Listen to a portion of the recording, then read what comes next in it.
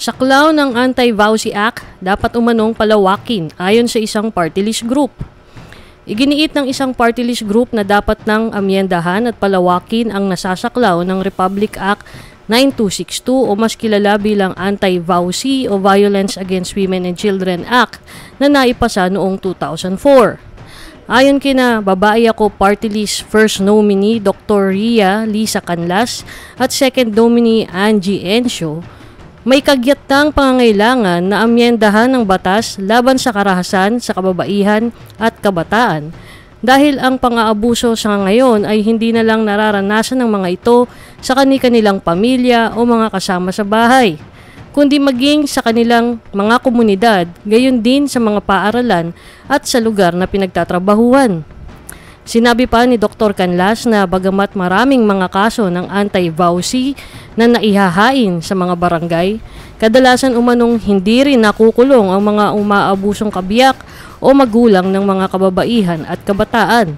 Ito ay dahil na rin sa kadalasan ay nauuwi lamang sa aregluhan ang mga kaso. One of the situations that caught my attention about how we need to improve VAUSI was when I have a office mate that was discriminated by a male workmate, and VAUSI does not include those relationships. So yung halimbawa pag pinapastos tayo ng nasa paligid natin, not part of the family, very clueless tayo sa application of the VAUSI. And also when it comes to maybe the stipulations of VAUSI for now are good, but needs modification. But the implementation is the problem. I know that it is a requirement for every barangay offices to have a VAUSI center. And I also know that when a man is reported for VAUSI, it should be you should go to jail at once. No, but how many goes to jail? I know very few. Kasi still the same, amicable settlement pa rin. So nawala pa rin, nag-follow pa rin siya the usual flow on how we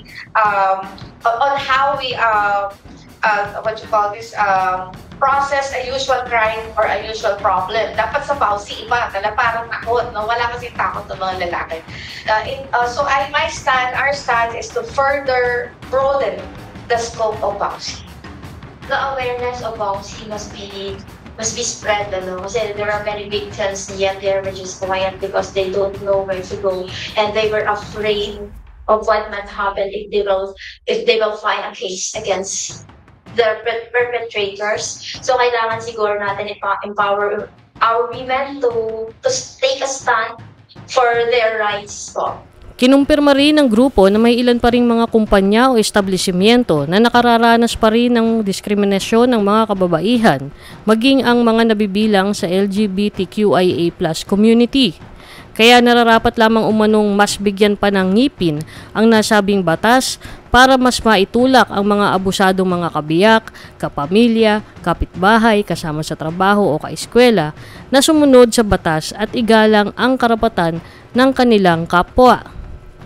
Kinundi na rin ng Babae Ako Party List ang pambabastos di umano sa mga single mothers ng isang konsehal na kumakandidatong kongresista sa lungsod ng Pasig na si Attorney Christian Ian Sia.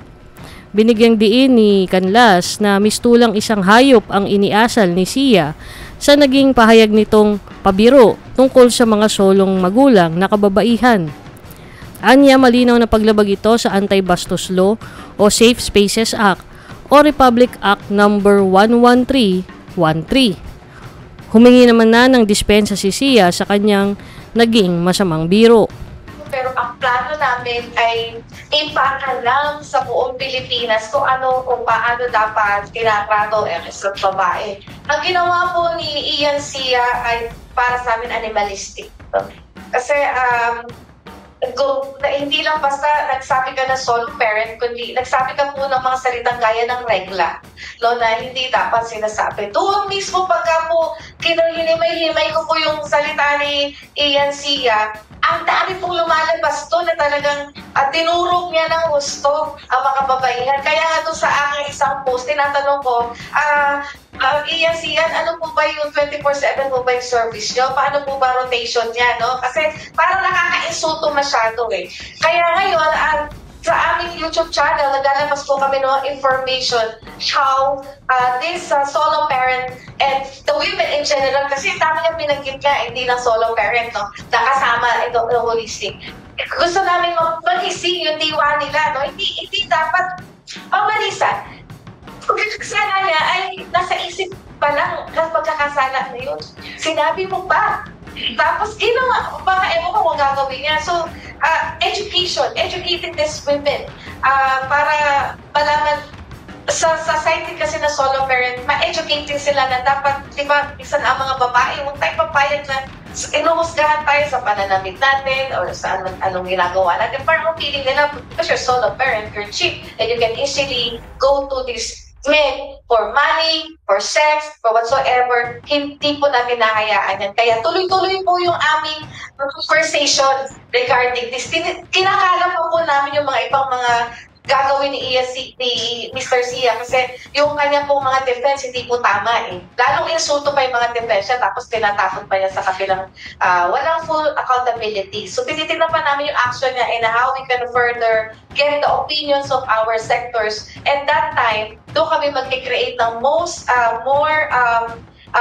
what you call this, modification in the law. Pero ba dapat nasagasa ang law? Ano yung dapat na i-implement natin na law to protect further galing dito sa politician? But by the way, let me tell that the action of the ENC reflects maybe the majority of the actions of the male in this country where women is really considered as a second class citizen. No? Nagkataon si Ian Sian, siya ay sa politika, nasabi niya. Pero yung mga lalaki, biruan na nila yan. No? Wala lang yan sa social media.